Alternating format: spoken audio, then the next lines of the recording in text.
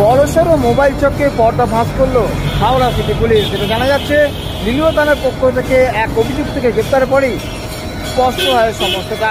যেটা জানা যাচ্ছে, লিলুয়া থানার চামড়াইল এলাকার এক অভিযুক্তকে গ্রেপ্তারের পরেই প্রায় 10টি মোবাইল এবং 2 লক্ষ টাকা উদ্ধার হয়। এরপর তাকে জিজ্ঞাসাবাদ করে আরও 41টি মোবাইল উদ্ধার হয়েছে। আর সমস্তটাই চোরাই মোবাইল এমনটাই জানা যাচ্ছে। তবে এই চক্রে আর কে কে জড়িত এবং এটিকে আন্তর্জাতিক চক্র বলে মনে করছে পুলিশ প্রশাসন। তবে সবটাই সুন্দর করে দেখা হচ্ছে, একই সঙ্গে দফায় দফায় তাকে জেরা করা হচ্ছে। আর এরপরেই একের পর এক তথ্য উঠে আসছে মোবাইল চুরি ঘটনায়।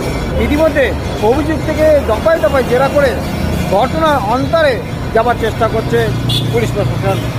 হাওড়া থেকে কল্যাণ অধিকারী, রাজনা নিউজ। খাস হাওড়া শহরের বুকেই চোরাই মোবাইল ফোনের বড়সড় চক্রের হদিশ। গ্রেপ্তার হয়েছে মোবাইল চুরি চক্রের মূল পান্ডা। তার থেকে 50টির বেশি চোরাই মোবাইল এবং 2 লক্ষ টাকা উদ্ধার হয়েছে। কোথা থেকে এবং কিভাবে মোবাইল চুরি করত এবং চোরা পথে কীভাবে পাচার চক্র চালাতো, সবটাই তদন্ত করে দেখছে পুলিশ।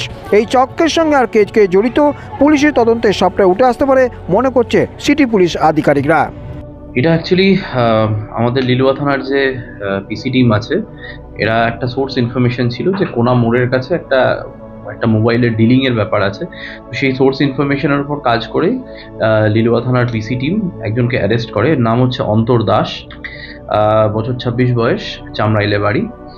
তো ইনিশিয়ালি যেটা হয় সেটা হচ্ছে অন্তর দাসের কাছ থেকে অ্যারাউন্ড 10টা মোবাইল ফোন পাওয়া যায়। তো সেই মতো আমরা যা স্পেসিফিক সেকশন আছে সেই সেকশনে কেস করে কোর্টে ফরওয়ার্ড করে রিমান্ডে নিয়ে আসি। রিমান্ড পিরিয়ডে বাকি আরও 41টা মোবাইল ফোন অন্তরের কাছ থেকে উদ্ধার হয়। পুলিশের আরও একটি সূত্র থেকে জানা যাচ্ছে, হাওড়া, ডোমজুর এবং সাঁকরাইল থানা এলাকায় মোবাইল চুরি বেড়ে গেছে। বাস, ট্রেনে যাত্রীদের মোবাইল চুরি হচ্ছে। পুলিশের নজরদারি বাড়ানো হয়েছিল। এরপরেই মেলে সাফল্য। সোর্স মারফত খবর পেয়ে লিলুয়ার চামড়াইলের অন্তর দাসকে গ্রেপ্তার করায় পুলিশের তদন্তের সামনে অনেকটা খোলসা করেছে অভিযুক্ত। মোট 51টি মোবাইল ফোন উদ্ধার করা গিয়েছে, যার আনুমানিক বাজার মূল্য কয়েক লক্ষ টাকা। বাংলাদেশ বা অন্যত্র পাচার করার কাজে অভিযুক্ত জড়িত থাকতে পারে এবং তার সঙ্গে একাধিক ব্যক্তি জড়িত থাকার সম্ভাবনা তদন্ত করে দেখছে পুলিশ। কল্যাণ অধিকারী, রাজনা নিউজ।